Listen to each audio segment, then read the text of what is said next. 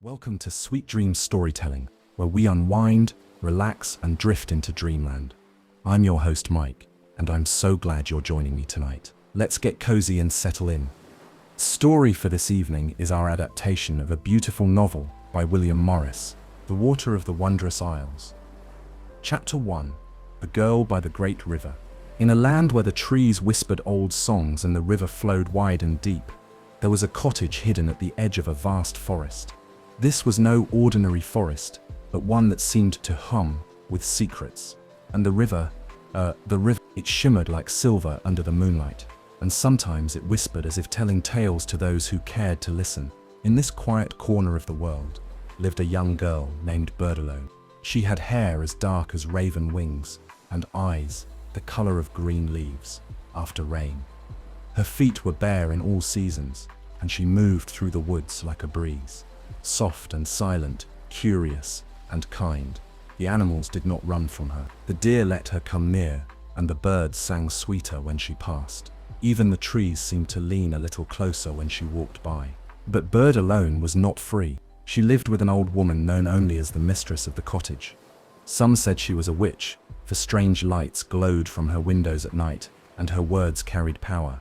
She never smiled, and her voice was cold like wind through empty branches. Bedtime had been with her for as long as she could remember. The mistress never told her how she came to be there. There were no other children, no visitors, no letters, just the girl, the woman, and the forest. Bedtime did as she was told. She fetched water from the stream, gathered herbs and lit the fires, but whenever she could, she slipped away to the riverbank, where the world felt wide and full of dreams.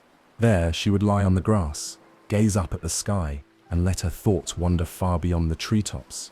She often wondered what lay beyond the river. The old woman told her there was nothing there, just more trees, endless and empty. But Bedtime didn't believe her.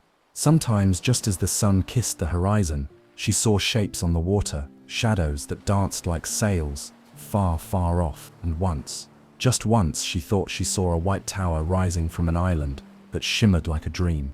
She told no one. She had learned to keep her dreams safe and secret. At night, she would curl up in her little bed of soft moss and woven blankets and whisper stories to herself. Stories of castles made of moonlight, islands that sang, and boats that floated without oars. Her heart ached with wonder and longing, even though she did not yet know for what. And in the darkness, the river would keep flowing, always whispering, always calling. One day, she thought, I will follow it. And so her story began, not with thunder or great deeds, but with a quiet girl and the sound of water in the dark. Chapter 2: The Talking Bird. Spring had come to the forest, softly and slowly, like a song returning to memory. The trees shook off their sleep with pale green buds, and tiny wildflowers blinked open in the meadows. The air smelled of new things, damp earth, budding leaves, and something sweet. Bedtime could never name. She had grown taller over the winter, and though the mistress never marked time with birthdays or seasons, Bedtime knew she was no longer a child. She felt it in her bones, in the way her heart beat faster when she stood alone by the river, watching the water slide past like a path leading somewhere unseen. One morning, just after dawn, Bedtime sat beneath her favorite willow tree at the river's bend. A veil of silver-green leaves curtained the world behind her. The river moved slowly there, quiet and clear, and the stones beneath the surface looked like coins of glass. She was weaving a crown of daisies when she heard a flutter above her, soft, like silk caught in the breeze. Looking up, she saw a bird, not an ordinary forest bird, but one unlike any she had ever seen. It was small and delicate, with feathers of dusky gold and deep midnight blue. Its eyes glinted like stars, and its wings shimmered faintly as if dusted with magic. The bird perched on a low branch and looked at her. "Hello," said Bedtime softly, unsure why, for she had never spoken to a bird before. The bird tilted its head, then to her amazement, it answered. "Hello, little one," it said, in a voice like wind rustling through reeds. "I've been watching you." Bedtime's breath caught in her throat. She blinked, wondering if she'd imagined it, but the bird only chuckled, a sweet bell-like sound. "Do not be afraid," it said. "I mean you no harm. I bring a message from the world beyond. Beyond what? Whispered Bird Alone. Beyond this forest. Beyond the river. Beyond even the mistress's reach. Bird Alone leaned forward, heart fluttering. There is something out there. The bird nodded. Many somethings. Isles that float like jewels upon the sea. Forests that whisper in a tongue of their own. Water that grants dreams if you dare drink. And a tower, tall and pale, where the stars sleep by day. Bird Alone's eyes grew wide. She had imagined such things before, in her quiet mind at night. But to hear them named by another, it was like touching a dream with her fingers. Tell me more, she breathed. I will, said the bird, but slowly. Wonders are best tasted like honey, drop by drop. It hopped from the branch onto her shoulder, feather light and warm. Bird Alone didn't flinch. Why are you telling me this? She asked, her voice no louder than a leaf sigh. Because you are ready, said the bird. Your heart is brave, though you live in shadows. And because you listen. Bird Alone looked toward the river. It glistened in the morning sun, winding far beyond the trees. How do I get there? She asked. The bird fluffed its feathers. That, it said, you must find out for yourself. But I can give you one secret. She waited. Her breath held still. There is a boat, said the bird, hidden in the forest. Not made by hands of man, but born of magic and long-forgotten light. It waits for you. Bird Alone's heart beat faster. Where? She asked. The bird spread its wings. Not far, but not now. You will find it when the wind calls your name. And with a flutter and a shimmer, it rose into the morning air and flew across the river, vanishing into the golden sky. Bird Alone sat still for a long time, the daisy crown forgotten in her lap. The river still whispered, the trees still swayed, but now everything felt different, as if the world had cracked open and spilled light into her soul. She touched her shoulder, where the bird had perched. It had spoken, and she had listened. Chapter 3: The Secret Boat. The days after the bird's visit passed like quiet footsteps through tall grass. Nothing changed outwardly. The sun still rose golden over the forest. The mistress still watched with sharp eyes and colder words. And Bird Alone still tended the herbs and fires, as she had done since girlhood. But inside her, something had awakened. Each moment now seemed to carry a hidden thread, something unseen pulling her gently forward. Even the river seemed to flow with greater meaning, its song deeper, sadder, older than she had ever noticed before. The bird had spoken of a boat, hidden in the woods. Bird Alone could not ask the mistress. She knew that much. If the old woman learned of what had passed, she would weave a spell of binding or turn her into something small, a hair or a stone, or worse. The mistress did not want her to leave. That much had always been clear. So Bird Alone searched in secret. Every day, after her chores were done, she would slip away beneath the guise of gathering berries or mushrooms. The forest, kind and familiar, welcomed her steps. The trees leaned in gently, their leaves brushing her arms like quiet blessings. The creatures of the wood fox, hare, owl, did not startle at her presence. Some even watched her, as if waiting. She searched beneath thick ferns and behind mossy rocks. She listened to the wind and followed paths that others might have missed. Faint deer trails and winding brooks that glittered with sunlit trickles. Days passed. She found many things. A hollow tree filled with feathers, a pool of frogs that sang like flutes at dusk, a nest of tiny fox kits tucked beneath a root. But no boat, until one afternoon, the sky dimmed early with the coming of clouds, and a soft drizzle began to fall. The forest smelled of rain and green life. Bird Alone wandered deeper than she ever had, past a grove of whispering beeches, and into a little glade ringed by tall stones worn with age. There, beneath a canopy of yew trees, half hidden by trailing vines and thick ivy, she saw it. A boat. It was small, just large enough for one, and unlike any vessel she had ever seen. Its sides were smooth, carved not from rough wood, but from something dark and gleaming, as if grown rather than built. There were no oars, no sail. Its shape curved like a swan in flight, and its surface shimmered faintly with lines of silver, like the veins of a leaf. Bird Alone stepped toward it, breath held. The moment her hand brushed its edge, a warmth pulsed through her fingers, gentle and living. The boat did not resist her touch. It seemed to know her. She looked around. The forest held its breath. No sound of the mistress, no rustle of warning. She stepped inside. The boat rocked slightly beneath her weight, but did not drift.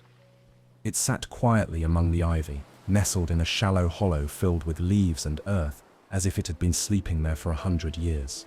Bird alone sat still, hands in her lap, heart pounding. The talking bird had spoken true. The boat was real, and it was hers. She did not yet know how it would carry her, or where it would go, or what would wait beyond the trees and the water. But a quiet certainty settled in her chest like a lantern's flame. This was the beginning. She ran her fingers along the edge of the boat and whispered, "Not today, but soon." And the boat, though silent, seemed to understand. She left it hidden there beneath the yews, covering it once more with vines and leaves. No mark of her passing remained, save for a single daisy she had tucked into the prow, an offering, a promise.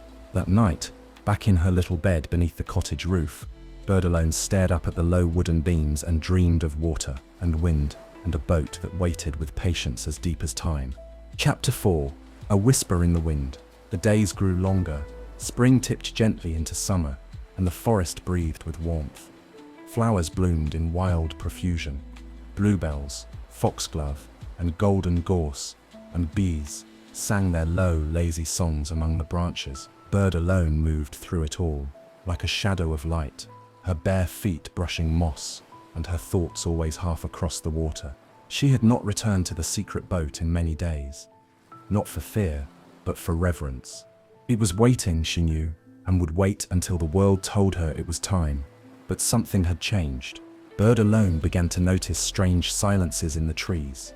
Not frightening silences, but deep ones, like the hush before a story is told. She would pause, arms full of herbs, and feel the forest listening to something she could not yet hear. Then came the wind. It was an afternoon like any other. Bird alone had just left the cottage, carrying a bundle of old bread to scatter for the forest birds. The air was warm and still, thick with summer's perfume. She walked along the familiar trail toward the river bend, the trees arching above her like the ribs of a green cathedral. Then, quite suddenly, the wind came. It wasn't a strong wind. It didn't tear the leaves or bend the branches, but it moved through the trees like a voice. It brushed against her cheek and whispered her name soft as breath. Bird alone. She stopped. Her heart gave a single, startled beat. The wind passed, gentle and warm, curling around her ankles like a cat, lifting the hem of her dress, and then drifting down the path ahead of her, toward the grove where the boat lay hidden. She listened. The forest was still again. Not a bird called, not a leaf stirred. Bird alone, the wind whispered once more, only in her memory now. She turned slowly, her hands trembling. She did not speak. She did not need to. Something inside her had heard the call and had answered, without words. It was time. The thought came with perfect clarity, not a loud realization, not a sudden cry, but a gentle knowing that spread through her like warm rain. She had no map, no plan, no goodbye to offer. And yet, the path forward was clear. That night she packed quietly. There wasn't much to take. A simple cloak of woven green, a pouch of dried berries, and bread, a tiny knife, more for comfort than use. She plucked a feather from her windowsill left behind, she believed by the talking bird, and slipped it into her pocket. She said nothing to the mistress. The old woman sat by the hearth, muttering over a pot of steaming herbs, her back turned. Bird alone's heart ached a little. Not for love, there had been none, but for the weight of all the silent years between them. She looked at the woman once more, then slipped out into the night. The moon hung low and golden, lighting her path through the trees. Owls called softly overhead. Somewhere in the distance, the river sighed like a sleeping giant. Bird alone walked quickly, but not fearfully. The forest seemed to part for her feet. The stones did not shift. The roots did not rise to trip her. At last, she came to the glade of yews, and there it was, the boat, just as she had left it, untouched by time. She knelt, brushing away the vines and leaves, and laid her hand upon its smooth side. The warmth came again, like a pulse beneath her skin. The boat seemed to awaken beneath her touch, trembling faintly with quiet joy. She stepped inside. There was no need for oars, no need for words. She looked once, only once, back at the forest she had known all her life, then forward, to the river, to the wide unknown. The boat began to move, not with a jerk, not with sound, but as if drawn forward by moonlight itself. It slipped from the glade, between tall grasses, and into the silver ribbon of the river. Bird alone sat silently, her eyes wide, her hands resting in her lap. The wind moved with her, curling in her hair, and the stars above seemed to open their eyes and watch. So she went into the night, into the dream, into the beginning of everything. Chapter 5. The River That Carries Dreams. The boat moved as if it had always known the way. It glided down the river, smooth and silent, untouched by current or wind. The water, which once whispered at the edges of Bird Alone's days, now embraced her completely, carrying her through the heart of a world she had only dared to imagine. She did not steer. There were no oars to grasp, no sail to lift. She simply sat with her cloak drawn around her shoulders, and the boat carried her forward, always forward. The river was wide, but it wound gently, bending around soft hills and shadowy woods. The moonlight danced on the water's surface like silver fish, and here and there, tall reeds leaned in to watch her pass. Sometimes, she could see reflections in the water that did not match the world above, shapes of towers or strange trees, stars that shifted when she blinked. But she was not afraid. Bird Alone felt no fear as the world slid past.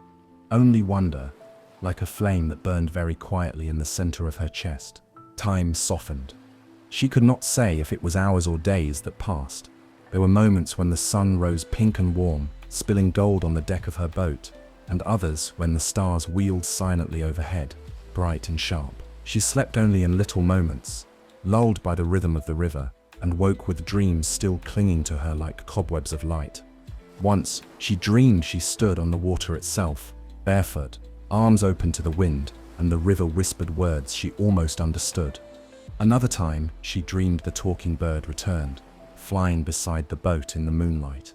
It said nothing, but its eyes shone with a message she could feel in her bones. You are on the right path. As the boat drifted, the riverbanks changed. At first they were familiar, soft woods, tall grasses, willows that dipped their fingers into the water. But then the trees grew stranger, taller, their bark gleaming like copper, their leaves shaped like stars. The birds had different songs here, notes long and lilting, like flutes played by someone far away. She even saw once a creature drinking at the water's edge, tall and graceful, antlered like a deer, but cloaked in fur that shimmered like moonlight. Bird Alone whispered greetings to the things she passed. Sometimes the wind replied with a murmur. Sometimes the trees rustled as if nodding back. At midday, the boat slowed as it passed through a glade where lilies bloomed on the surface of the water. They opened as she drifted near, blossoms as wide as her palms, glowing faintly with pale blue light.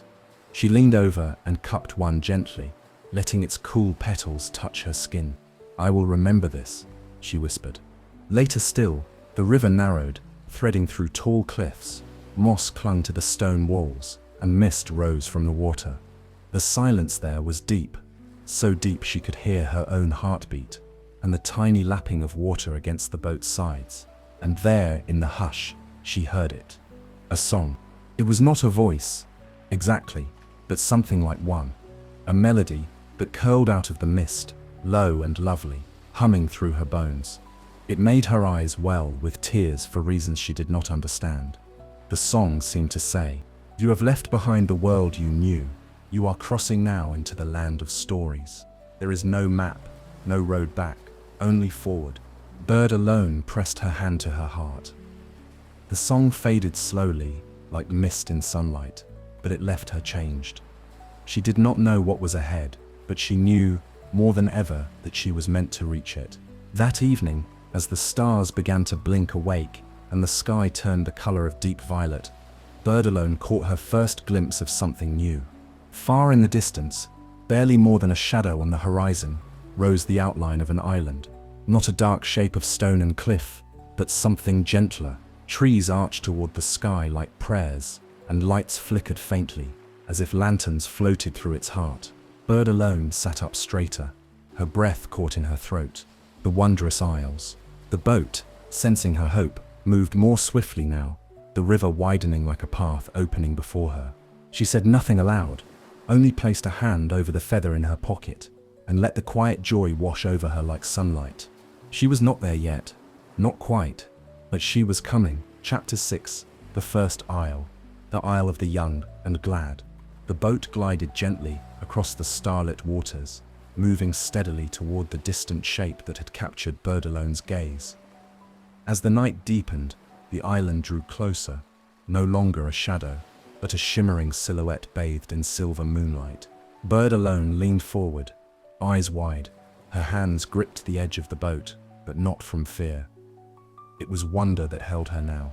Wonder so great it made her chest ache. The air changed as she neared. Gone was the earthy scent of river reeds and old moss. In its place came the fragrance of flowers she had never known, sweet, wild, and bright. The breeze carried the sound of laughter, distant but unmistakable. Bells tinkled faintly, like wind chimes in a forgotten garden. Somewhere, a flute played a light and dancing tune. The boat slowed as it reached the island's shore, brushing up against soft white sand that sparkled faintly, as if the stars had fallen and taken root there. Bird Alone stepped ashore. The sand was warm beneath her bare feet, the air filled with the sound of singing birds and running feet. All around her was life and color, trees bearing fruits in impossible hues, blossoms that bloomed and twirled as she passed, butterflies as big as her hands, wings painted with gold and violet. Then she saw them, children, dozens of them, running across the meadows and through the trees, laughing and calling, their voices like music. They wore tunics of green and blue, garlands in their hair, and their faces shone with joy so deep it seemed to light the world. One of them, a girl no older than Bird Alone herself, saw her and ran forward. "Welcome," she cried, taking Bird Alone's hand. "You've come from the river, haven't you? We've been waiting." Bird Alone blinked. "You've been waiting?" "Of course," said the girl, smiling. "Everyone arrives, sooner or later. This is the Isle of the Young and Glad, and now that you are here, you may laugh and sing and play for as long as you like." Others gathered around, their eyes bright with curiosity but not unkind. They greeted her with flowers and fruit and pulled her gently into their dance. It was strange at first. Bird Alone, who had grown up in silence and shadow, who had learned to keep her thoughts tucked quietly inside, now stood in a land where every step was music and every breath was joy.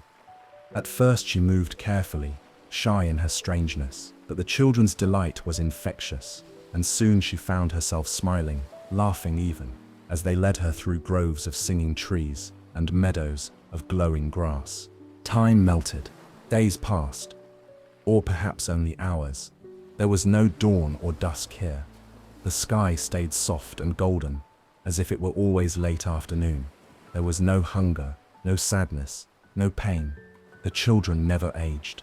Their laughter never faded, and Bird Alone, for a while, felt a kind of happiness she had never known. Yet, somewhere deep in her, beneath the dancing and the light, a seed of longing stirred. It came first at night, though night never truly came here. She would lie beneath the stars, listening to the others telling stories, and find herself gazing toward the water, wondering what lay beyond. Then came the dreams. She dreamed again of the boat, of the river, and the other isles, and the song that had whispered to her bones. She dreamed of a voice calling her name, not with laughter, but with purpose. She tried to silence it, tried to live in the endless joy of the isle, but joy without mystery, without depth, began to feel thin, like honey that had lost its taste. One day she asked the girl who had greeted her, "How long have you been here?" The girl tilted her head. "I don't know." "A long time, I suppose. It doesn't matter. We are always young and always glad." "Have you ever left?" Bird Alone asked. The girl's smile faded a little. "Some do," she said, Not many, but some. They grow quiet, and then one day they walk to the water and the boat comes. No one stops them, but we do not speak of it. That night, Bird alone could not sleep. She walked alone to the shore, the sand cool beneath her feet. The boat was there. It sat waiting, still and silent, as if it had known she would return. Bird alone stood for a long time, listening to the laughter behind her and the hush of the river before her. Then, gently, she stepped into the boat once more. It rocked beneath her weight, then pushed away from the sand with barely a ripple. The Isle of the Young and Glad faded behind her, its laughter growing softer, more distant. Bird alone did not weep. She held a strange kind of peace inside her now. The first isle had given her joy, but not her home. And now, the river would carry her onward, toward the next isle, toward the rest of the story. Chapter 7, The Second Isle, the Isle of the Rich and Ready. The river flowed on. The laughter of the Isle of the Young and Glad faded into silence, and the only sound that remained was the hush of water and the whisper of the wind. Bird alone sat quietly in the boat, her hands folded in her lap. She felt no sadness, only a thoughtful stillness. Her heart beat gently, steady as the current, and in that rhythm she began to feel something new. Not joy or sorrow, but a kind of strength. The boat moved with purpose, gliding across open waters. Time passed, perhaps a day, perhaps more. She no longer tried to count. The river was no longer just a path. It had become part of her, flowing through her thoughts and dreams. Then, one morning, as the mist lifted from the water, Bird alone saw a new shape rising in the distance. It was an island, broader than the last, its shores lined with shining walls and tall towers topped with bright banners. Gardens bloomed in perfect rows, marble steps descended from the hillsides into the water. Golden domes caught the sun and gleamed like fire. Bird alone's boat approached silently, and this time she heard no laughter. Instead, the air was filled with music, soft harps, flutes, and voices humming in harmony. It was not the carefree joy of children at play. This music was deeper, more crafted, like something rehearsed 1,000 times until it became flawless. As her boat kissed the shore, she stepped out onto smooth stone. Immediately, a woman appeared, a graceful figure in robes of deep red, her hair braided with pearls, her arms adorned with golden cuffs. Her eyes were calm and welcoming. "You have arrived," said the woman, her voice like silk. "I do not know where I am," said Bird alone, bowing her head gently. "You are in the Isle of the Rich and Ready," the woman replied. "A place of beauty, order, and great purpose. Come, you are welcome here." Bird alone followed. Everywhere she looked, she saw richness, not just gold and gems, but richness of craft and care. Houses of carved stone, nestled among flowering vines, fountains poured crystal water into carved basins. People moved through the streets wearing garments of fine cloth and graceful color. But what struck Bird alone most was their focus. Everyone was doing something. Some were painting, some were weaving, some built fine instruments or tended great books, bound in leather and silver. There was no idleness, no disorder. Even the laughter, when it came, was quiet and polite. The woman led her to a great hall with tall windows that opened to the sea. "You may stay as long as you like," she said. "There is work here for every hand, a place for every thought. You need only choose what you wish to master." Bird alone sat beside a long table where others stitched tapestries, as fine as spiderwebs, the threads glowing softly with enchanted dyes. She was given a frame and thread of her own, and she began to sew. At first, it pleased her. She liked the feeling of creation, of her hands shaping something beautiful. The people around her spoke kindly and praised her work. She ate meals of sweet fruit and delicate bread in crystal bowls. She slept on cushions softer than moss, beneath silk covers that smelled faintly of rose and cedar. But after many days, Bird alone's heart began to stir again. It happened slowly. At first she only felt a weariness, as though everything were a little too perfect. The music, though beautiful, never changed. The faces, though kind, never questioned. The days passed with such smoothness that she lost track of time, not because it vanished, but because it never truly moved. There were no surprises, no wildness, no room for wonder. One morning, she looked out from the tower window and saw the river once more. It called to her, not with words, not even with sound, but with its motion, with its promise that somewhere beyond this island, the world was still unfolding. That evening, she went quietly to the harbor steps, and there, as before, her boat was waiting.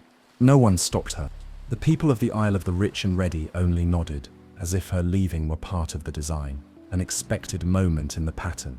She stepped into the boat and sat once more in stillness as it slipped into the stream.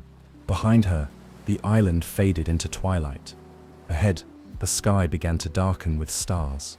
Bird alone leaned back, her eyes half closed. The first isle had taught her laughter, the second had taught her skill, but neither had offered the thing she sought. Not yet, not quite. She did not know what she was looking for, but she would know it when she found it. And so, the river carried her on. Chapter 8, The Third Isle, the Isle of the Grave and Wise. The sky had turned to dusk once more as the boat drifted onward. Now there were no songs in the air, no laughter rising from distant shores. Only the wind, soft and constant, and the whisper of water against the sides of the boat. Bird alone wrapped her cloak tighter around her shoulders, not from cold, but from the stillness that now stretched before her like a great sleeping beast. The stars overhead seemed farther away than before, and the river had widened until it felt like a sea.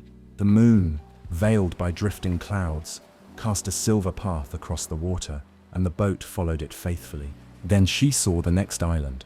It rose from the water like a shadowed hill, cloaked in tall trees that did not bloom, but reached skyward in still solemnity.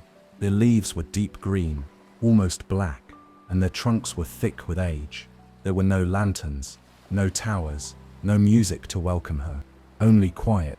The boat touched the shore, and Bird alone stepped out onto dark earth. The sand was grey beneath her feet, scattered with small white stones and old petals that had fallen long ago and never blown away. A soft wind moved through the trees, not playful but watchful, like the breath of someone listening. She walked inward. The path was narrow and winding, laid with flat stones that bore carvings so worn by time that she could not read them. The air was filled with a scent like old parchment and dry leaves. Here and there, owls watched her pass, their golden eyes glowing from the branches. And then, ahead of her, she saw them, the wise ones.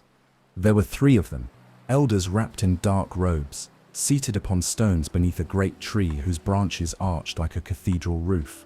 Their faces were carved with deep lines, not of sorrow, but of time.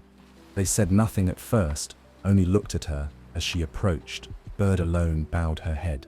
The eldest of them spoke, his voice low and rich, like the sound of water in a deep well. "You have come far, child of the river." "I have," she answered. "You have seen joy, and beauty, and labor," said the second. Her eyes were sharp as a raven's. "What have you learned?" Bird alone stood silent for a long while. Then she said softly, "That joy is sweet, but does not stay. That skill is beautiful, but cannot fill the soul. I am still searching." The third, a woman with white hair that fell like a waterfall over her shoulders, nodded. "Then you may stay a while here and listen." And so she did. The Isle of the Grave and Wise did not sparkle or sing. Its beauty was in its stillness, in its silence. Here, Bird alone walked among the trees and read from ancient books with pages like dried flowers. She listened to the stories of the wise ones, spoken slowly, like the turning of the seasons.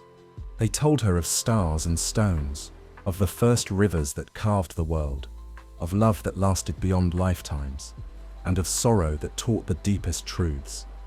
Their words were not meant to dazzle, but to settle, like snow, gently into her spirit. At first, it made her feel small, but in time, that smallness became something else. A quiet reverence, a sense of belonging to something far larger than herself. The trees had seen more than she could imagine. The river had been flowing long before she was born, and she, like every soul, was just one thread in a great and endless tapestry. One night she sat alone beneath the ancient tree where the wise ones held council. The moon was high and clear, and a breeze moved the branches like slow music. She heard no voice, no song, only a silence that felt full, like a cup brimming over. She closed her eyes and breathed in the deep stillness of the isle. Then the next morning, she knew it was time. She rose quietly and made her way back to the shore. The wise ones did not follow, but she knew they were watching and wishing her well. The boat, as always, was waiting. As she stepped into it, she looked once more at the solemn trees, the grey shore, the sky above them all.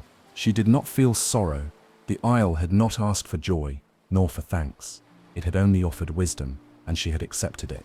The boat turned, and the isle slowly fell behind. Bird alone sat straighter now, not with pride, but with stillness of her own. Her face was quiet, her hands calm. The river did not rush. It flowed with her. They were companions now. She did not know what the next isle would bring, but she would meet it with open eyes and a heart made deeper by silence. Chapter 9. The Fourth Isle. The Isle of the Lost and Lonesome. The river narrowed. The boat moved more slowly now, not by resistance of the current, but as if the water itself were hesitating, unwilling to carry Bird alone too swiftly to what lay ahead. Mist clung low to the surface, thick and curling like ghost breath. The sky grew pale and colorless, the stars hidden behind drifting veils of cloud. Even the wind, faithful companion of her voyage, had quieted. Bird alone wrapped her cloak tightly around her shoulders. The silence was not peaceful now. It was too still, too watchful.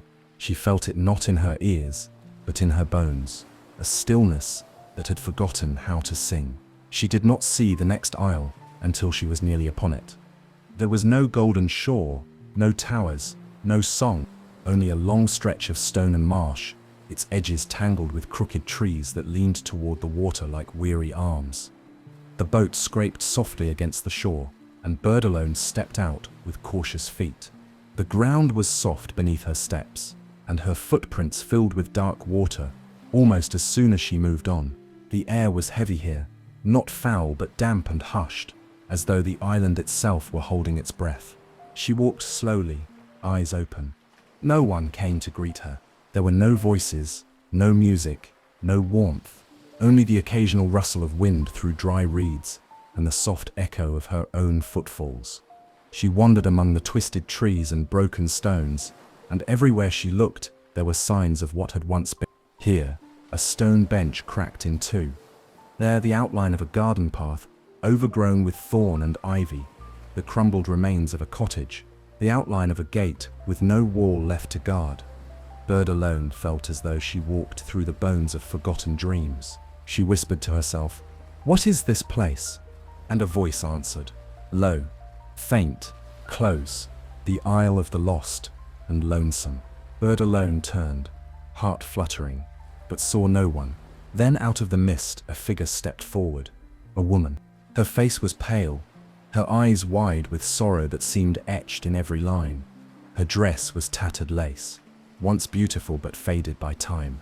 She held no lamp, no staff, no crown, only silence. Bird alone said softly, "Who are you?" The woman tilted her head. "Once I was called Eleanor, a maiden of the sea wind, a keeper of songs." She looked around her. "Now I am only one of the forgotten." Others stepped from the mist, men and women, even children. All dressed in clothing worn with time, all with faces that bore the quiet ache of waiting too long. They did not speak loudly, they did not cry, but their presence was heavy, like dreams buried under stone. Bird alone's voice trembled. "Why do you stay?" Eleanor's eyes found hers. "Because we lost our way." Some nodded. Others looked down. One man said, "We came seeking beauty, or glory, or love. We missed our path, or doubted it, or feared to go on." A girl whispered, "And the world forgot us." Bird alone stood among them, heart aching. She understood now.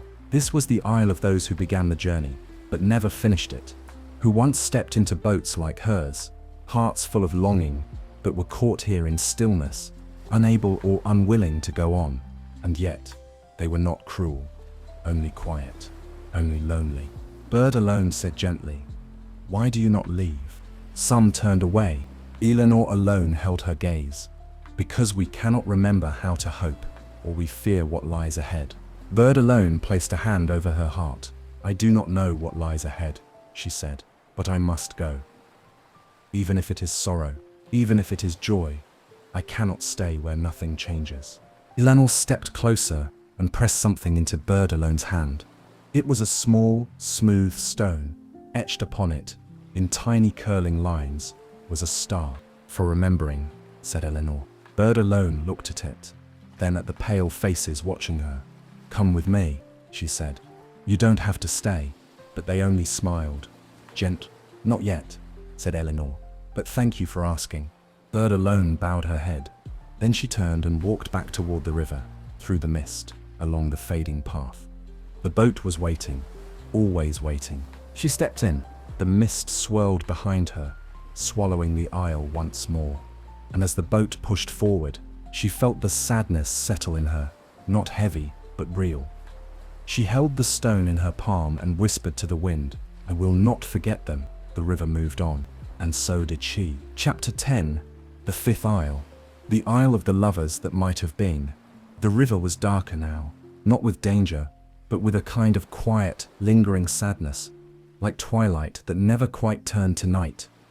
The sky above was overcast with drifting silver clouds, and though the stars still shone behind them, their light felt far away. Bird Alone sat in silence, her fingers curled around the stone Eleanor had given her. It was smooth and warm in her palm, as if it remembered her touch. She whispered to it sometimes, though she did not know why, and the words would vanish into the hush of the river's breath. She had passed through joy, through order, through wisdom, and silence.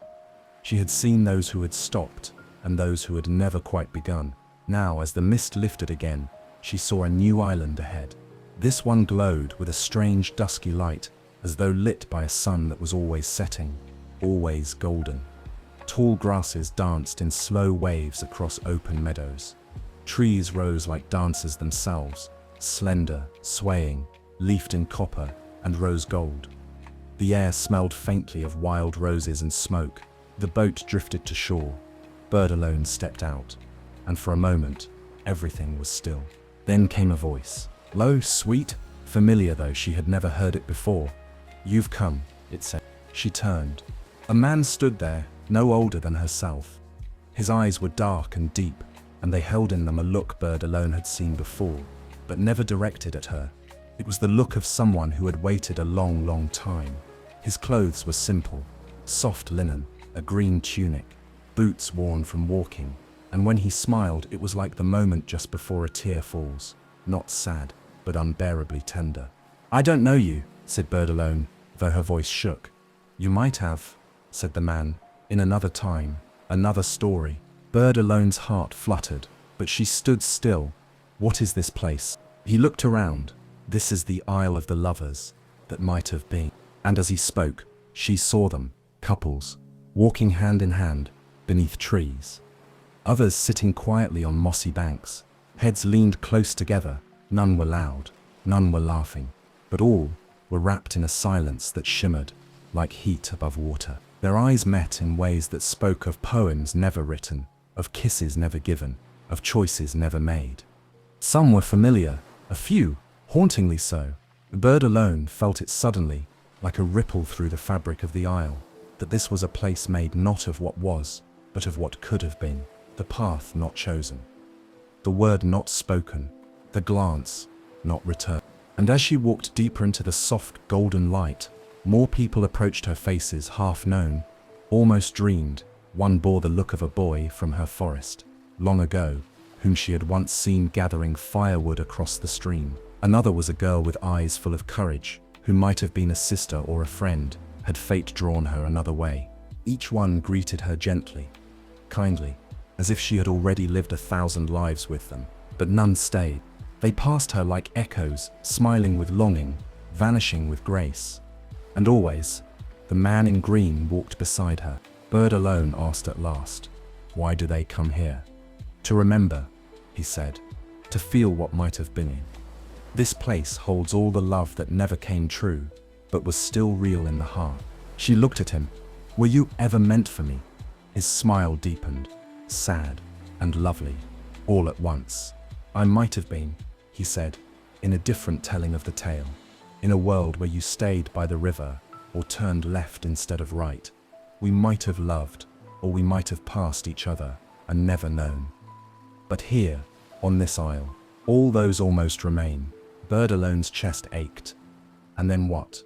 Do they stay forever? No, he said softly. Most do not. They stay only long enough to feel the weight of what wasn't, and then they go on. She paused. Do you want me to stay? She asked. The man looked at her for a long moment. Then, with gentle honesty, he said, yes, but you must go. Bird Alone felt tears rise, but she did not let them fall. Instead, she reached out and took his hand. It was warm and real and trembling slightly in her own. Then walk with me to the shore, she said. They walked slowly through the tall grass, the golden light wrapping around them like the last note of a song. As they reached the boat, the man let go of her hand. You are still becoming, he said. Don't stop now. She nodded. Then she stepped into the boat. And when she looked back, he was already walking into the long twilight, fading into the golden hush. The boat turned, and the river took her onward. Bird Alone pressed the starstone to her chest and wept, not for sorrow, but for the beauty of what never was. Chapter 11. The waters between, where no isles are. The boat drifted on. Behind her, the Isle of the Lovers that might have been melted into the mist, its rose-gold light swallowed by twilight. Bird Alone sat motionless, her face turned toward the fading horizon, her thoughts heavy with the strange sweetness of parting. This time, no new shape rose ahead. No island appeared, only the river, but it no longer felt like a river. It had grown wide, so wide, that the banks had vanished altogether. There was only water stretching out in every direction beneath a sky the color of faded parchment. Even the stars seemed hesitant here, pale and scattered, as if they had grown tired of watching. Bird Alone looked around and saw nothing. Not land, not light, not the soft green promise of arrival. Only silence. Even the wind had grown still. She whispered, "Where am I?" But the water did not answer. She held the starstone tight in her palm, but it gave off no warmth. She dipped her fingers into the river, hoping it might guide her, but even the current here felt aimless, listless, like a dream beginning to forget itself. It was a place between a nowhere, and Bird Alone was alone. She sat curled in the boat, her cloak drawn close, and let the silence fall over her like snow. At first she tried to remember the other isles, each color, each face, each voice, but their shapes slipped away like stones dropped into deep water. Joy and sorrow, beauty and wisdom, love and longing, all felt suddenly far away, as if they belonged to someone else. She began to wonder if they had ever happened at all. Her breath grew slower, her thoughts dimmed. She did not sleep. She simply drifted with the boat, with her heart, with time itself. There were no sunrises here, no sunsets, only a pale, endless gray that blurred morning and night. Her hunger was quiet, her thirst absent, her dreams empty. Here there was nothing to do but wait, and waiting was hard. Harder than sorrow, harder than fear. For sorrow had weight, and fear had teeth. But waiting in nothingness, that was hollow. It was forgetting. Days, if they were days, slid past. Once, Bird Alone reached for the feather in her pocket, but it had vanished. The talking bird, the boat, the forest, all of it seemed to flicker at the edges of her mind like half-remembered stories told in another life. She curled in the bottom of the boat and whispered to the water, "I am still here." The water did not respond. Then, at the moment just before her hope would have disappeared completely, something changed. Not loudly, not brightly, just a breeze. It stirred a single strand of her hair, brushed the edge of her cheek. Then another breath of wind followed it, barely more than a sigh, but real. Bird Alone sat up. The air had shifted. She looked around. The clouds above were thinning. The water, too, shimmered faintly now, as though remembering it had once reflected stars, far off. So far she could not yet be sure. There was something on the horizon, a shape, small, distant, but rising from the water like the promise of a new page. Her heart gave a quiet beat, then another, steadier than before. The waiting was ending. The silence had not lasted forever. Bird alone placed her hand into the water and whispered again, "I am still here." This time, the water stirred in answer. The boat turned slightly, drawn by something once more. She sat upright, watching the horizon grow clearer. It was not an isle, not yet, but it was something, a direction, and that was enough. Chapter 12, The Sixth Isle, the Isle of the Mirror Pool. The shape on the horizon grew slowly, like the memory of something long forgotten, returning to the edge of the mind. Bird alone sat motionless as the boat carried her nearer. The breeze was steady now, cool and gentle, as if the world had begun breathing again. At last, the new island came into view. It was unlike any of the others. There were no bright trees, no golden towers, no winding paths or waiting faces. Just a low, silent land covered in soft grass and pale stones, as smooth and round as eggs in a nest. At its center lay a great pool, perfectly still, perfectly round, so clear that the sky above seemed to lie quietly within it. The boat slid to the shore without sound. Bird alone stepped out, her footsteps soft on the dew-wet grass. No voice greeted her, no guide appeared. The only sound was the hush of wind and the faint trickle of water from a small stream that fed the pool, as though time itself were whispering. She walked slowly toward the mirror pool. Its surface was so smooth that it looked like a piece of glass set into the earth. When she stood at its edge and looked down, she expected to see her reflection, but what she saw was not the girl she had always known. She saw versions, shifting, silent glimpses of herself. One wore the garland of the Isle of the Young and Glad, dancing barefoot across a field of flowers. Another wore the deep red robes of the rich and ready, threading golden filigree into fine silk. A third sat cross-legged beneath a great tree in the Isle of the Wise, her eyes closed in quiet thought. And then darker images. One bird alone stood motionless on the Isle of the Lost and Lonesome, her eyes full of sorrow, never stepping forward. Another sat on a crumbling bench beside the man in green, her hand in his, her eyes longing and afraid. A third drifted forever in the waters between, curled into silence, unmoving. Bird, alone, gasped and stepped back. But the mirror pool did not vanish. Its waters rippled only slightly, then settled again, still and watchful. It was not showing her dreams. It was showing her choices, not only those she had made, but those she had not. The paths she had turned from, the lives she might have lived, the self she could become. Slowly, Bird alone knelt beside the pool. She let herself look, all of it, joy, fear, wisdom, regret. She watched each reflection, not with shame, but with a quiet ache. Each version of herself was real in its own way. Each was a thread she had followed for a time, or left behind, and all of them, somehow, was still within her. Then she saw something new. At the center of the mirror, rising from the rippling glass like a star from dark water, was a single image, clear and bright. It was her, just her, not dancing, or weeping, or dreaming, but walking forward, alone, eyes steady, hair lifted by the wind, one hand at her heart. The woman in the water looked no older, but something in her gaze had changed. She was not unfinished anymore. She was becoming. Bird alone reached out her hand. The image rippled, then faded. Only her true reflection remained now, clear and calm. A girl in a green cloak, with wild dark hair, and eyes full of story. And for the first time in many days, Bird alone smiled. Not because she was finished, but because she was still walking. She stood and whispered to the pool, "Thank you." The wind stirred again, lifting the grass. Far off, she heard the water lapping against the side of her boat, gently, like a call. She turned from the pool and walked back across the quiet land. As she stepped into her boat again, she did not look back. Not out of pride or dismissal, but because she had seen what she needed to see, and now her feet were meant for forward paths. The boat moved on. The isle grew smaller behind her. The pool lay still, reflecting the sky, waiting for the next soul brave enough to look within. Chapter 13. The Edge of the Enchanted Sea. The water changed. Not suddenly, not all at once, but slowly, like the turning of a page no hand had written. The river had been her companion for many days, a silver thread winding through one wonder after another.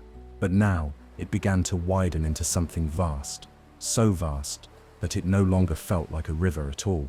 Bird alone stood in the boat as the last isle faded behind her, a quiet shape in the mist. Before her, a great expanse opened up, not land, not sea, something between. The water stretched far in all directions, glassy and black, touched here and there with streaks of luminous color like oil on water, or the inside of a seashell. Above her, the sky had grown deeper, darker, a velvet blue, swept with long streams of starlight. There was no sun, but it was not night. It was the hour between all hours, the edge of waking and sleep, of dream and memory, a place outside time. She had reached the edge of the enchanted sea. The boat slowed as if unsure. There was no current here, no breeze, just stillness, and the faintest hum beneath it all, like the breath of some sleeping spirit far below. Bird alone did not sit. She stood at the front of the boat, arms folded against her chest, and watched the nothingness stretch ahead. There was no isle in sight, no shape to give direction, but she was not afraid. Her fear had been shed. Little by little, across the isles, what remained now was not certainty, but trust, the kind that grows in quiet hearts who have walked long roads alone. She whispered, "Where am I now?" The sea did not answer in words, but a shimmer passed across its surface. She looked down and saw not herself, as in the mirror pool, but visions, faint, fleeting, gliding beneath the water, like fish beneath glass. A face in a crown of leaves, a door carved with strange runes, a white stag standing beneath a violet tree, a hall of crystal pillars, a shadow, tall and robed, waiting at the edge of light. She blinked, the images vanished, but they left their feeling behind. This was not a place of arrival. This was a place of passage, the boundary, the veil, the last breath before the new world begins. The boat began to move again, slowly, reverently, into the wide sea of enchantment. Bird alone sat, at last, and drew her cloak tight. It was not cold, but the stillness carried weight, like being inside the pause between a question and its answer. She did not know what lay ahead. There were no more whispers, no talking birds, no music in the trees, only her breath, the creak of the boat, the long hush of a world holding secrets too old to speak aloud. And yet, beneath all that silence, Bird alone began to feel something stir. Not fear, not sorrow, but readiness. Whatever was waiting, she would meet it with open eyes. She had laughed, and labored, and wept, and wondered. She had learned that joy could be fleeting and still matter, that love could pass and still leave warmth, that wisdom was not knowledge, but depth. She had looked into her own soul and chosen to continue. And now, she was nearing the place where stories stop being told and begin being lived. Somewhere ahead, the shape of land was forming. Not an isle, not another test, but a threshold, a place where her path would no longer be shaped by what came before, but by what she would choose to do next. Bird alone pressed a hand to her chest and whispered into the deepening dusk, "I am ready." Chapter 14, The Far Shore. The enchanted sea held her for what felt like an age.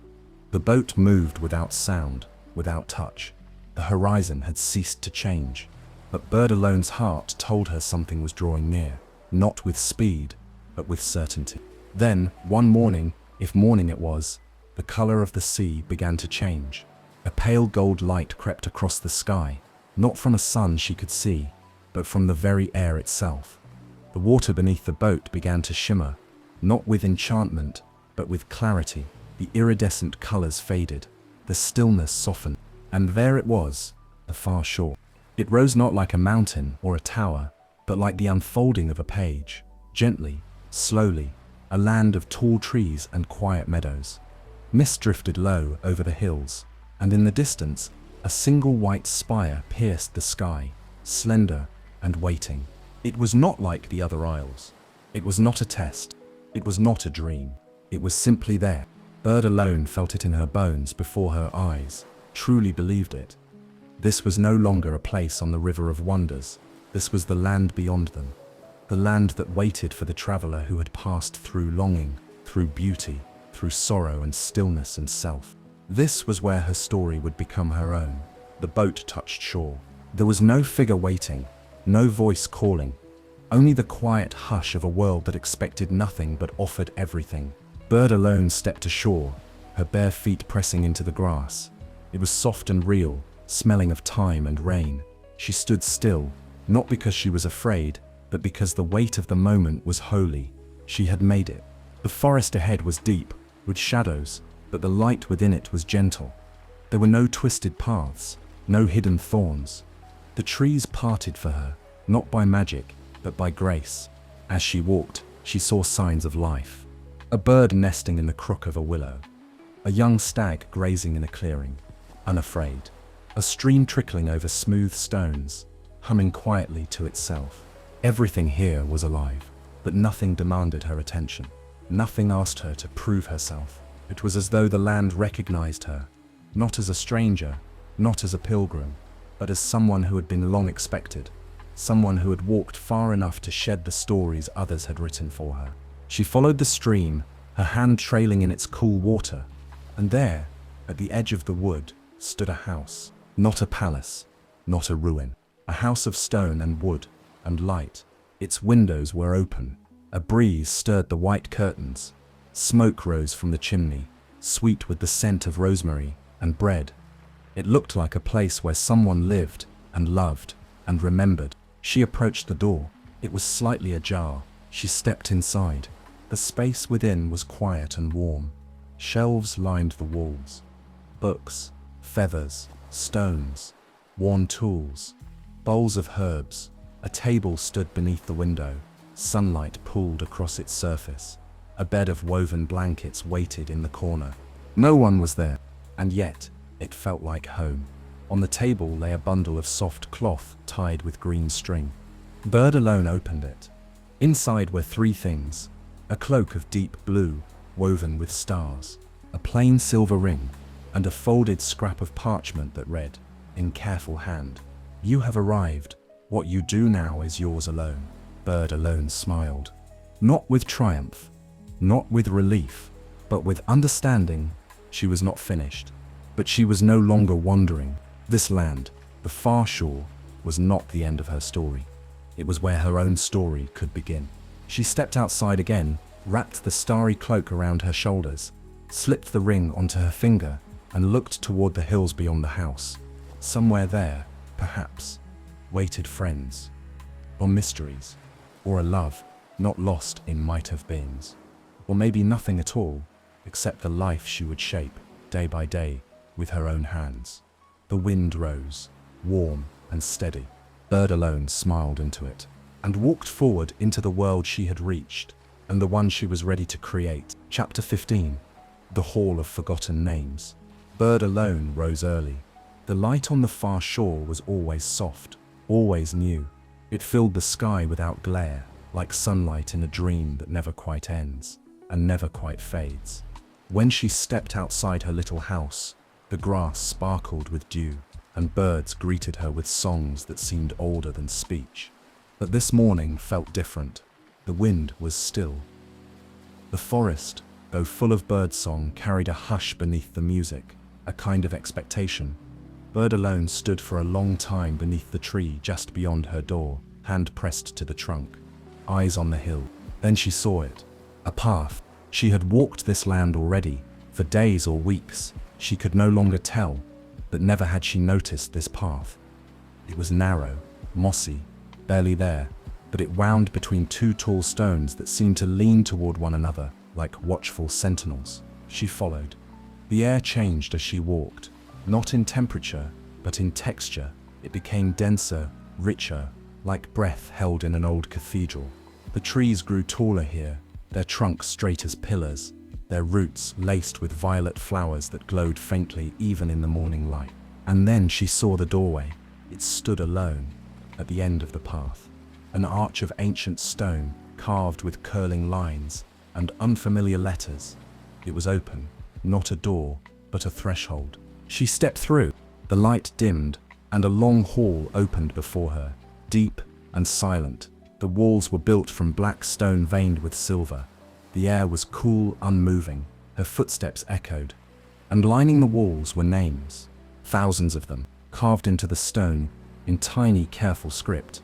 Some had faded, some shone freshly, each name unique, each one placed as if with reverence. Some were long and strange, others short and sharp, but every one whispered meaning, though she could not read their language. Bird alone walked slowly, fingers brushing the stone. Then she saw the statues. They stood at intervals, figures of men and women carved from pale crystal, faces solemn and beautiful. Each statue bore no name, only a symbol upon the chest, a flame, a feather, a crescent moon, a spiral. They were not monuments to greatness, they were memories, people who had walked this world before her, travelers, dreamers, those who had passed through the wondrous aisles and come in time to the far shore. One statue made her stop. It bore a woman's face, narrow and fierce, with eyes full of sorrow and strength. Her hand held a sprig of herb. Around her neck hung a twisted loop of iron. Bird alone knew her. It was the mistress, the woman who had raised her in the forest, who had kept her close and called it protection. But this was the mistress as she had once been. Not cruel, not withered, but young and full of a broken kind of hope. Bird alone reached out and touched the statue's hand. "I forgive you," she whispered, "and I will not become you." As she turned to go, something at the end of the hall caught her eye. A plain stone, newer than the rest. No statue, no carving, only a name. Bird alone. She stepped closer. The letters glowed faintly as her fingers passed over them. Not cold, not warm, but alive. And beneath the name, a single line of text appeared, written not in stone, but in light. She who remembered, she who chose. Bird alone stood silently before it. She did not cry. She did not smile. She simply breathed and felt the deep truth of it settle into her bones. Her journey had not made her someone else. It had brought her back to herself. With a final glance at the hall, she turned and stepped once more into the golden light of the forest. The path behind her vanished, but in her chest, she carried the names now, the stories, the choices, the long line of those who had walked before and those who might walk after. And for the first time since she had stepped into the boat, Bird alone no longer wondered what came next. She would live it. Chapter 16, The Garden Beyond the Gate. Bird alone left the Hall of Forgotten Names with no weight in her limbs, though her soul felt full, like a vessel finally filled with clean, still water.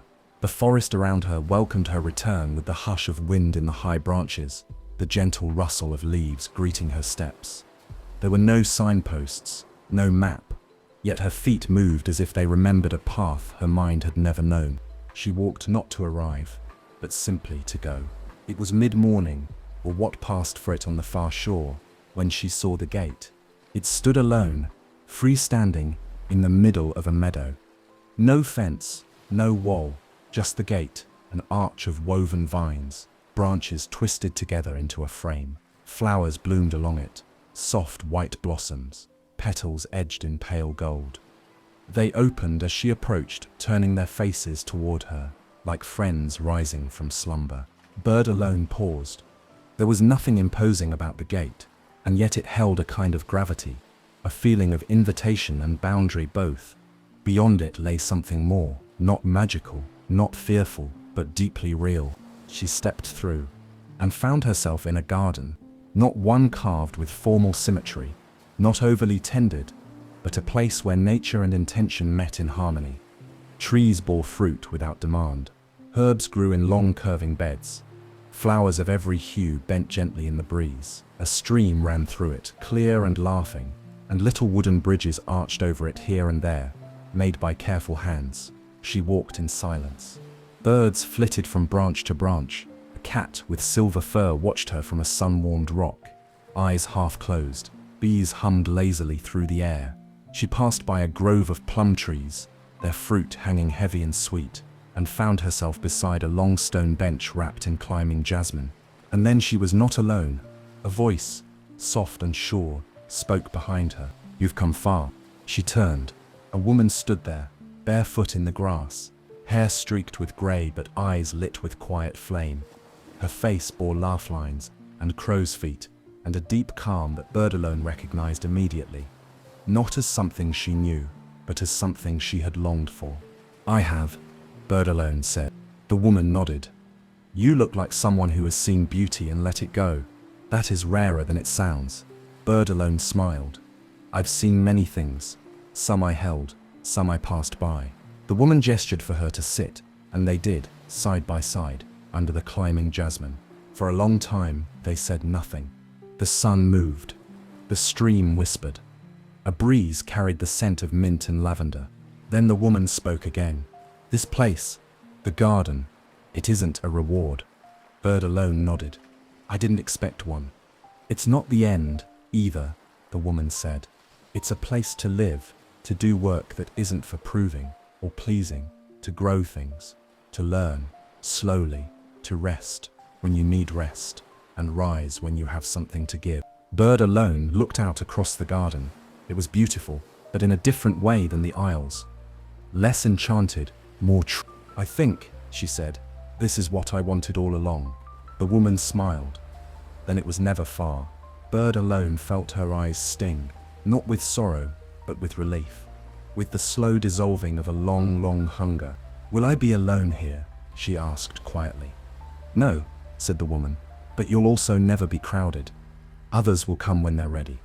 Some will stay, some will pass through. You'll find them or they'll find you." Bird alone leaned back, her hands folded in her lap. "Then I will stay," she said. The woman rose, pressing a small packet of seeds into her palm. "Plant these," she said. "When your hands feel empty, they'll know what to do." Bird alone watched her walk away, disappearing among the trees. She sat there for a long time, and then when the wind turned, she stood, found a patch of soft earth near the stream, and knelt. She placed one seed in the soil, and smiled, not because she knew what would grow, but because she was home enough now to wait and see. Chapter 17, The Seed That Called the Wind. Days passed. They were not marked by bells or calendars, but by smaller rhythms, sunlight shifting across the floor of her house, the soft rise and fall of wind in the trees, the opening of each new blossom in the garden beyond the gate. Bird alone learned to live in silence, not as something empty but as something rich. She woke early, tended her small garden, learned the voices of the birds and the moods of the trees. She harvested herbs gently, spoke to the stream when it seemed to listen. In the evenings, she read from books left behind by those who had come before her, their margins filled with notes in many hands. Laughter, sorrow, hope, scribbled in the margins like gentle ghosts. She was not lonely. Solitude, once a cage, had become her ground. There was no fear in it now, only peace. And then, one morning, the seed sprouted. It was the one the woman had given her, the one she had planted near the stream, beneath the jasmine-covered arch. Bird alone had not expected much. She had watered it softly, spoken to it sometimes, knelt beside it when her thoughts grew heavy. But today, as the light filtered through the branches, she saw a green shoot pushing up from the earth, slender and trembling. She knelt beside it. The plant was unlike any she had seen before. Its leaves were narrow and silver-veined, and already it gave off a faint, clear scent like rain on stone. She reached to touch it, and the wind rose. Not the soft breeze of morning, a new wind. It came from the east, where the sea lay hidden behind the hills. It moved through the grass, through the trees, lifting petals and curling through the open windows of her home. It rang the wind chimes she had made from driftwood and shells, though no other wind had stirred them. Bird alone stood. She turned her face toward the sea, toward the direction the wind had come from. And there, just beyond the tallest tree, through a parting in the leaves, she saw it.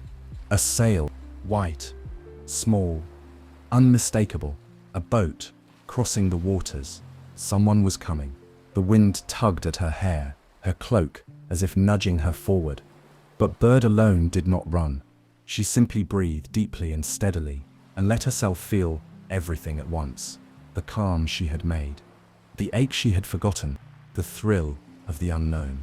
and the quiet knowledge that her life, which she had thought had begun to root in stillness, was reaching now into motion. The garden had not been an ending, it had been a beginning, and this was the turning of the page. She looked down at the little plant. Its leaves trembled in the breeze. It shimmered faintly, not with magic, but with promise. Bird alone whispered to it, "You called the wind, didn't you?" The plant did not answer, but it did not need to. She stepped back into her home and sat by the window where the light fell warm across the floor. She took her journal, the one she had begun just days ago, without knowing why, and opened to a blank page. She wrote, "Today the wind changed. The sea remembered me. Someone is coming. I will wait by the tree." Then she stood, took her cloak, and walked to the edge of the wood. Not with fear, not with hope, but with readiness.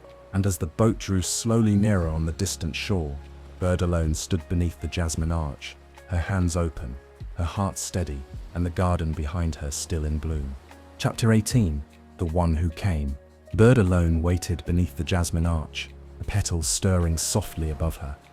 The breeze still carried the salt of the sea, but it was gentler now, no longer urgent, no longer calling. The wind had done its work. She stood alone, and yet not alone. The garden was quiet around her, but it hummed with life. Bees moving from flower to flower, the stream singing low against the stones, the soft creak of branches swaying. It was not the silence of waiting, it was the silence of welcoming.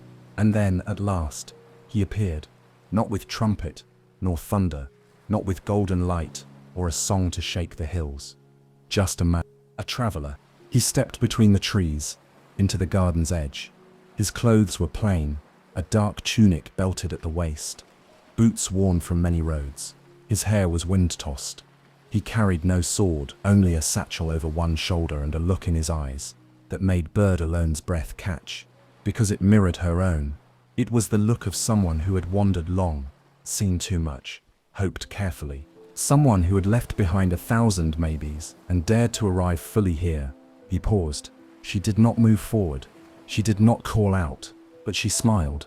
It was a small thing, that smile, not radiant, not perfect, but it was real. And the man, seeing it, smiled back. He stepped closer, and they met beneath the arch of jasmine. For a moment, there were no words. None were needed. Their eyes held everything. Bird alone saw weariness, yes, but also quiet wonder, a kindness that had been hard-earned, a fire banked, not burned out. She saw someone who had come not to rescue or conquer, but simply to be. He spoke first. "I've come a long way." "I know," she said, "so have I." They stood beneath the blossoms, listening to the stream and the rustle of the leaves. "What is this place?" he asked. She looked around the garden, the trees, the hills beyond. "It's not heaven," she said. "It's not an ending. It's just a place where the journey can settle for a while, where the heart can grow without fear." He nodded, slowly. "Can I stay?" She did not answer right away. Instead, she reached into the little pouch at her side and took out 2 seeds, one like the one she had planted by the stream. She held them out. "You can plant one," she said, "and see what grows." He took it gently. "And the other?" he asked. "For me," she said, "to plant beside yours." Together they walked into the garden. They found a patch of earth not far from the stream, where the wind moved through the grasses and the sunlight fell long and golden. He dug a little hole. She dug hers beside it. They planted the seeds in silence. And then they sat beneath the tree and watched the water pass, the garden bloom, the wind move. There was no need to name what was beginning, no need to promise what might come. It was enough that they were here, alive, awake, and home. And so the tale of Bird alone comes not to an end, but to a stillness. Not a silence, but a pause in the music, a breath before the next note. She has walked through many aisles, seen the faces of joy, sorrow, wisdom, love, and loss, and now she sits beside someone who sees her not as what she could be, but for what she is. Bird alone, she who remembered, she who chose. The river sleeps now, the boat rests by the shore, and the seeds are growing. One day, others may find the garden, drawn by the wind or the water. But for now, the far shore is at peace, and the story waits quietly until it is time to be told again. Thanks for spending this quiet time with me here at Sweet Dreams Storytelling. I hope you're feeling relaxed, peaceful, and ready for a restful sleep. As we say goodnight, let the calm background music guide you gently into dreamland. Before you go, don't forget to like the video and subscribe, and until next time, rest well.